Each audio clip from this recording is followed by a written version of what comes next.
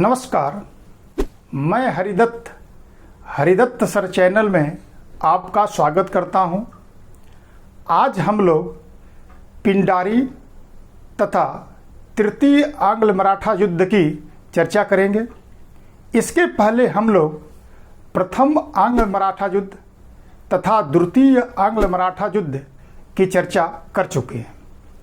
पिंडारियों का मराठों के साथ क्या संबंध था और तृतीय आंग्ल मराठा युद्ध में पिंडारियों का अंत करना अंग्रेजों के लिए क्यों जरूरी था, इस बात की चर्चा हम लोग करेंगे। तो सबसे पहले आइए हम लोग पिंडारियों की उत्पत्ति तथा मराठों के साथ उनके संबंध की चर्चा करते हैं और इसके बाद हम लोग तृतीय आंग्ल मराठा युद्ध की चर्चा करेंगे। जैसा कि हम लोग जानते हैं कि तृतीय आंग्ल मराठा युद्ध जो कि यहाँ उद्धृत किया गया है वह लॉर्ड हेस्टिंग के शासनकाल में हुआ था, जिसका पीरियड 1817 से 1818 के बीच हुआ था। तो सबसे पहले हम लोग पिंडारियों की उत्पत्ति तथा उनके साथ मराठों के संबंध की चर्चा करेंगे।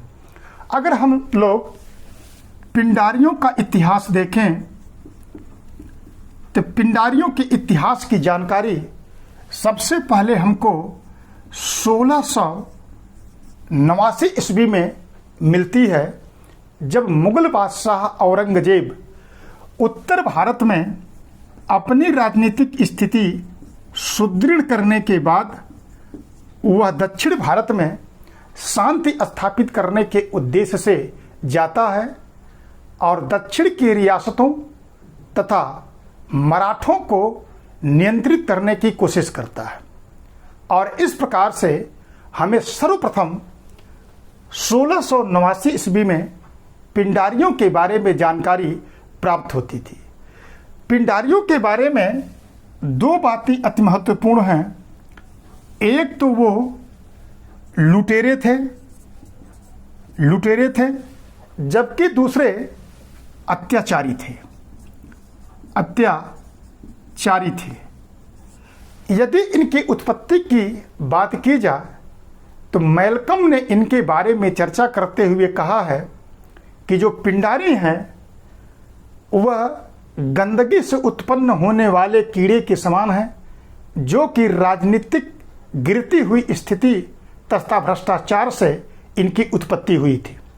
और इस प्रकार से हम देखते हैं कि मैल्कम के इस विचार से पिंडारियों के लुटेरे और अत्याचारी होने की बात पुष्ट होती है। अब मामला यह था कि पिंडारियों का जो मुख्य उद्देश्य था वो लूटपाट करना था, अमानवीय कृत्य करना था, नगरों को लूटना था, ग्रामीणों को मारना था, बुजुर्ग और बच्चों का कत्ल करना था। और इस प्रकार से वह बहुत ही यायावरी प्रवृत्ति के दिखाई देते हैं। अब आगे हम लोग देखते हैं कि इन पिंडारियों के बारे में सबसे पहले मराठा जो सरदार था बाजीराव प्रथम ने इनको अपनी सेना में अस्थायी घुड़सवारों के रूप में शामिल किया था। लेकिन जब 1761 के तृतीय पानीपत के युद्ध में जब मराठे हार गए तो मराठों के हारने के बाद अब पिंडारियों पर से नियंत्रण इनका थोड़ा कमजोर हो रहा था और इस प्रकार से हम देखते हैं कि पिंडारी और शक्तिशाली हो गए। इसके बाद हम देखते हैं कि आगे चल करके सिंधिया और होलकर ने इनको समर्थन प्रदान किया और इनके नेतृत्व में रह करके जब कहीं भी आक्रमण इन मराठा सरदारों को द्वारा किया जाता था तो पिंडारियों का तांडव उस युद्ध के अंतर्गत देखने को मिलता था। लेकिन जब हम देखते हैं कि लॉर्ड वेलेस्ली भारत का गवर्नर जनरल बनकर के आया तो उस समय पिंडारियों की शक्ति और विस्तृत हो गई और बढ़ गई। उसका प्रमुख कारण ये था कि लॉर्ड वेलेस्ली ने सहायक संधि के माध्यम से अनेक मराठा सरदारों को अपने सहायक संधि को स्वीकार करने के लिए बाध्य किया था। जैसा कि हम लोग देख चुके हैं कि पेशवा बाजीराव द्वितीय ने भी अंग्रेजों की सहायक संधि को स्वीकार किया था उसी प्रकार से सिंधिया ने भी सहायक संधि को स्वीकार किया था, उसी प्रकार से भोसले ने भी सहायक संधि को स्वीकार किया था। और इस सहायक संधि के अंतर्गत जो अंग्रेज थे वह मराठा सरदारों के सैन्य शक्ति को अत्यंत कमजोर कर दिया था। और यही कारण है कि जो उसके सेना में शामिल सैनिक थे जिनको निष्कासन किया गया था, वो निष्कासित सैनिक भी पिंडारियों के साथ जाकर के मिल गए थे। और इस प्रकार से देखते हैं कि पिंडारियों का जो समूह था वो लुटेरे, चोरों तथा निष्कासित सैनिक तथा लड़ाकों को मिला करके एक संगठन का निर्माण किया गया था। इन्हीं को हम पिंडारी के नाम से जानते हैं। पिंडारियों की कोई राजनीतिक विचारधारा नहीं थी, उनका कोई जाति और धर्म नहीं था, क्योंकि उसमें हिंदू और मुसलमान दोनों लोग शामिल थे। इनका मुख्य उद्देश्य रात में छापामार युद्ध के भांति किसी भी नगर पर आक्रमण करके उनको लूटना और तहस नहस करना था। यही कारण है कि इनको यानी पिंडारियों को टिड्डी दल के नाम से भी जाना जाता है। और इस प्रकार से देखते हैं कि जब लॉर्ड हेस्टिंग भारत का गवर्नर जनरल बनकर के आया तो उसके समय पिंडारियों का आतंक बहुत अधिक बढ़ गया था।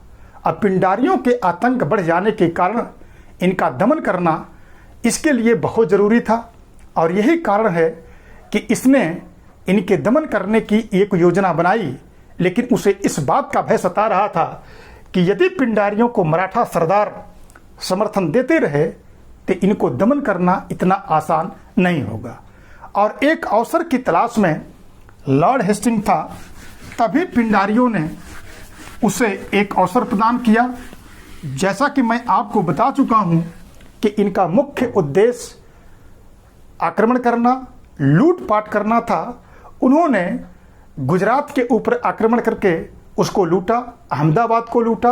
और इसके बाद 1817 ईस्वी में इन्होंने अंग्रेजों के जो क्षेत्र थे जिसको हम उत्तरी सरकार तट के नाम से जानते हैं, उत्तरी सरकार जो कि इस समय उड़ीसा में स्थित है, इसके ऊपर आक्रमण करके अंग्रेजों के क्षेत्रों को जीता। और यही कारण है कि लॉर्ड हेस्टिंग को इस बात की आवश्यकता महसूस हुई कि अब बहुत ज़रूरी समय आ गया है कि पिंडारियों का दमन किया जाए। चूँकि मैं आपको यह बता चुका हूँ कि मराठा सरदारों की तरफ से, खास तौर से सिंधिया और होलकर की तरफ से इनको सपोर्ट मिलता था पिंडारियों को। यही कारण है कि अपना एक प्रतिनिधि बना करके, एक प्रतिनिधि को उसने इस मराठा सरदारों के पास भेजा और उनसे यह आश्वासन ले लिया कि यदि पिंडारियों के ऊपर आक्रमण किया जाएगा तो मराठा सरदार इन पिंडारियों की मदद नहीं करेंगे। और इन मराठा सरदारों ने लॉर्ड हेस्टिंग को इस बात का आश्वासन दिया कि यदि वह उनके ऊपर आक्रमण करेगा तो कोई भी मराठा सरदार पिंडारियों की मदद करने नहीं जाएगा। यही कारण है कि जब उनके तरफ से आश्वासन मिल गया तो उनकी तरफ से आश्वासन मिलने के बाद पिंडारियों का अंत करने के लिए वारेन हेस्टिंग ने एक रणनीति बनाई। और उस रणनीति के अंतर्गत उसने अपनी सेना को दो भागों में बांटा था। यानी एक तरफ थे अंग्रेज, जबकि दूसरी तरफ थे पिंडारी।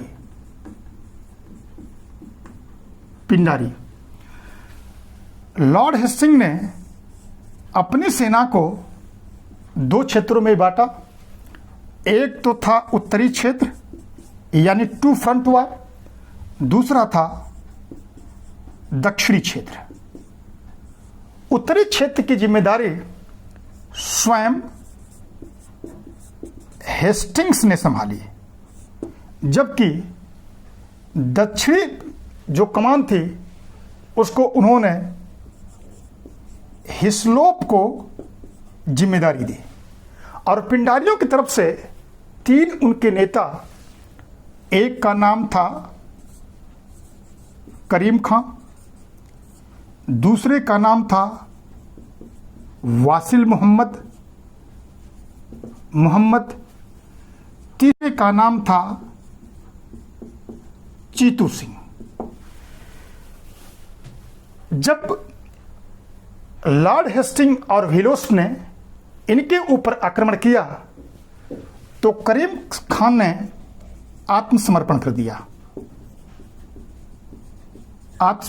दिया, जिसके परिणाम स्वरूप इनको गोरखपुर में एक जागीर प्रदान की गई और इनको रहने की व्यवस्था वहां कर दी गई।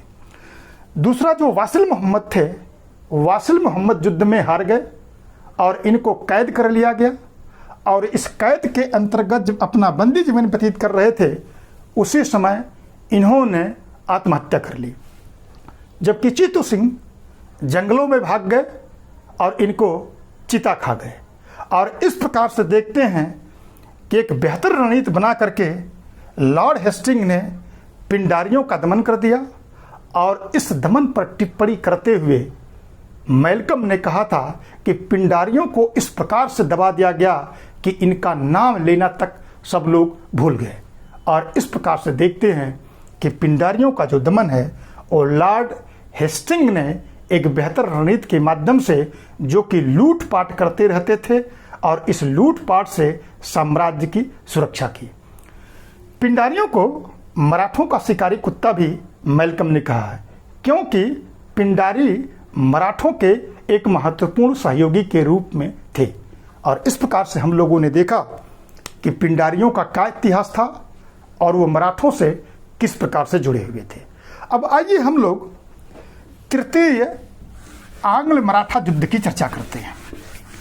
मैंने आपको बताया था कि जिस समय लॉर्ड हेस्टिंग भारत आया, चूंकि यह एक साम्राज्यवादी गवर्नर जनरल था और वह जानता था कि कंपनी की स्थिति भारत में तब तक सुदृढ़ नहीं हो सकती है जब तक कि भारत से मराठों के शक्ति को समाप्त नहीं कर दिया जाए।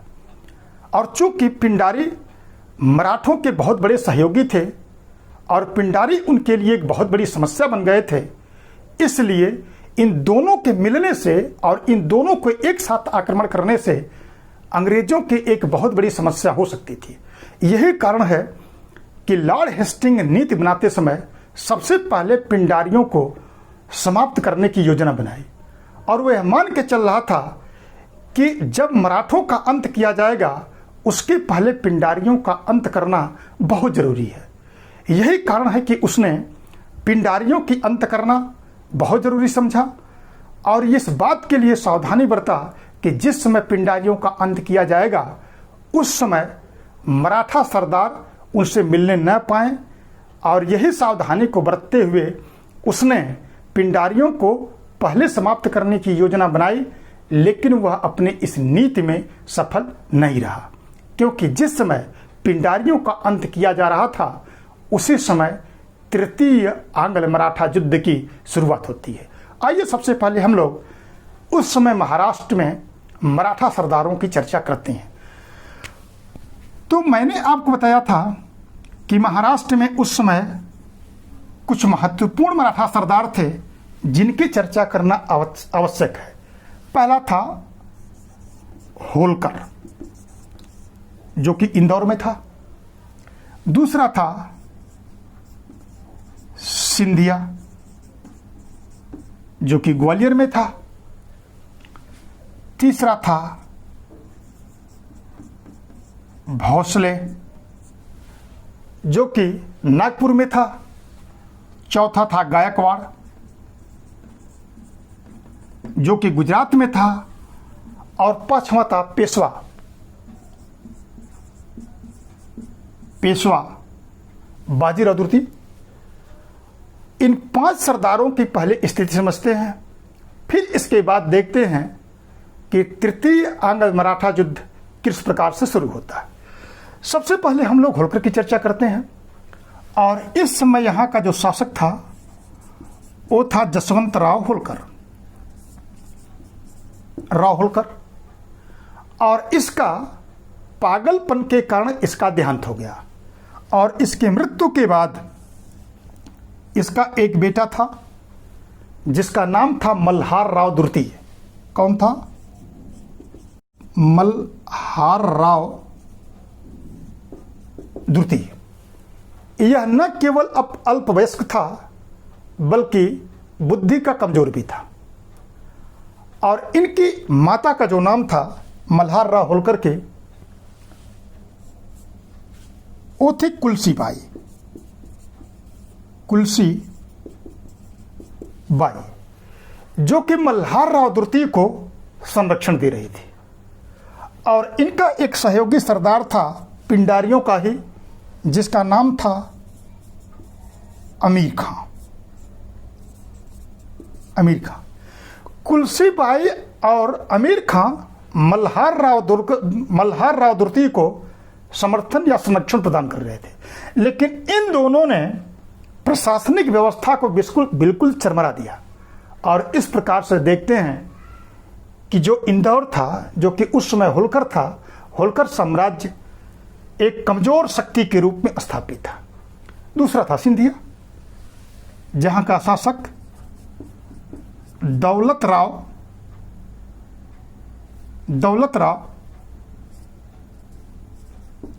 राव सिंधिया था। इसकी कमजोरी यह थी कि इसका व्यय इसके आय से अधिक था और इसके सरदारों का नियंत्रण, सिंधिया का अपने सरदारों पर नियंत्रण स्वयं नहीं था। इसके सरदार इसके कहने में नहीं थे। इसका मतलब यह है कि जो सिंधिया की स्थिति थी वो भी कमजोर थी। तीसरा है भोसले साहब। अब भोसले उस समय थे रघु जी भोसले। इनको पिंडारी स्वयं लूट रहे थे, यानी अपनी सुरक्षा भोसले स्वयं नहीं कर पा रहा था। चौथा जो था वो गायकवाड़ था, और गायकवाड़ अंग्रेजों का सबसे परम मित्र था और उनके हर सुख दुख में गायकवाड़ उनके साथ खड़ा था। पेशवा में कौन था? मैंने आपको बताया कि पेशवा बाजीराव द्वितीय था। बाजीराव द्वितीय अपने प्रमुख सहयोगी त्र्यंबक राव का हाथ के कठपुतली था। किसका था? त्र्यंबक राव के हाथ की कठपुतली था। और उसका इस समय प्रधानमंत्री जो था वो सदाशिव राव था। तो सदाशिव त्र्यंबक राव के मतलब कि दबाव में थे, यानी त्र्यंबक राव के कहने पर बाजीराव चलते थे और उसका प्रधानमंत्री भी चलता था। लेकिन अंग्रेजों का इतना आतंक बढ़ चुका था कि पेशवा बाजीराव द्वितीय अंग्रेजों के इस आतंक से बाहर निकलने की कोशिश कर रहा था। और यही कारण है कि पेशवा बाजीराव द्वितीय ने अपने सभी मराठा सहयोगियों से संपर्क साधा और संपर्क साधने के बाद अंग्रेजों के खिलाफ एक निर्णायक सैन्य अभियान की योजना बनाने लगा। और सबसे पहले इसने त्र्यंबक राव के कहने पर गायकवाड़ से अहमदाबाद के कुछ क्षेत्र और पैसे की मांग की, जिसको गायकवाड़ देने से मना किया। और अपने इस बात के पक्ष को रखने के लिए उसने गंगाधर शास्त्री को बाजीराव के दरबार में भेज दिया। लेकिन इसी बीच में गंगाधर शास्त्री का हत्या कर दी गई। और उस समय बंबई के रेजिडेंट जो थे एल्फिंस्टन थे, और उन्होंने ये माना कि त्र्यंबक राव के इशारे पर गंगाधर शास्त्री की हत्या की गई है। यही कारण है कि बाजीराव द्वितीय से एल्फिंस्टन ने कहा कि त्र्यंबक राव को उसके हवाले किया जाए। और इसने त्र्यंबक राव को उसके हवाले कर दिया और इसको पूना की एक जेल में बंद करके रखा गया। और इसी बीच त्र्यंबक राव एक दिन उस पूना की जेल से भाग गया। और भागने के परिणाम स्वरूप जब वो भागा तो एल्फिंस्टन ने यह माना कि संभवतः यह बाजीराव द्वितीय का ही सहयोग था इसमें भागने में। यही कारण है कि इसने 13 जून 1817 को पूना की एक अपमानजनक संधि की करने के लिए बाध्य किया। और उसमें यह तय किया गया कि जब तक आप त्र्यंबक राव को नहीं देंगे तब तक आप अपने परिवार को हमारे यहाँ गिरवी रखेंगे, जो कि बाजीराव को उचित नहीं था, लेकिन मजबूरी में उसे ऐसा करना पड़ा। और इस प्रकार से देखते हैं कि बाजीराव द्वितीय का अंग्रेजों के प्रति जो आक्रोश था वो अपनी चरम पराकाष्ठा पे था। इसी बीच जो रघुजी भोसले थे, उस रघुजी भोसले का 1816 में देहांत हो गया और इनके यहां भी 3 लोग थे। एक तो इसका बेटा था जिसका नाम थे परसोजी,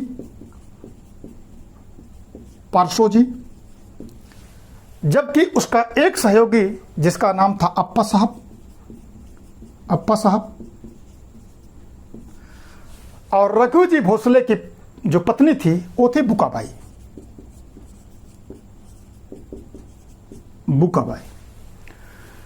बुकाबाई को इस बात का भय सता रहा था कि अप्पा साहब अंग्रेजों के साथ मिल करके उसको परसो जी के, जो कि इसका पुत्र था, वो गद्दी से हटा सकते हैं। लेकिन इसी बीच में परसो जी ने अंग्रेजों के साथ सहयोग प्राप्त करके एक संधि कर ली और जैकिंसन को अपने दरबार में एक रेजिडेंट के रूप में स्थापित कर दिया। मैल्कम ने इस पर टिप्पणी करते हुए कहा था कि ये तत्कालीन समय में अंग्रेजों के लिए एक बहुत बड़ी सफलता थी। यानी भोसले के दरबार में एक रेजिडेंट का स्थापित होना अंग्रेजों के लिए एक बहुत बड़ी सफलता थी। इसी बीच जो कि मैंने आपको बताया कि बाजीराव द्वितीय आक्रोशित था, कोई भी मराठा सरदार खुश नहीं है। आज जब अंग्रेजी सेना ने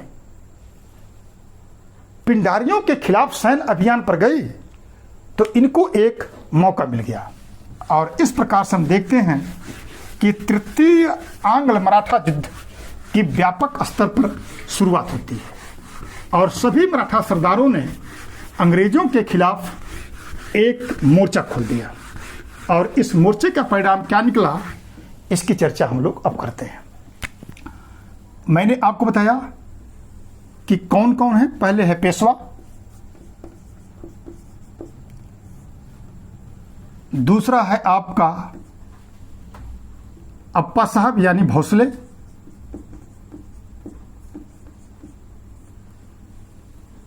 तीसरा है होलकर, चौथा है सिंधिया। सबसे ज्यादा आक्रोशित कौन था? पेशवा बाजीराव द्वितीय था और इसने अपने सेना को लेकर के किर्की प्रेसिडेंसी पर आक्रमण कर दिया और किर्की प्रेसिडेंसी को इसने जला दिया।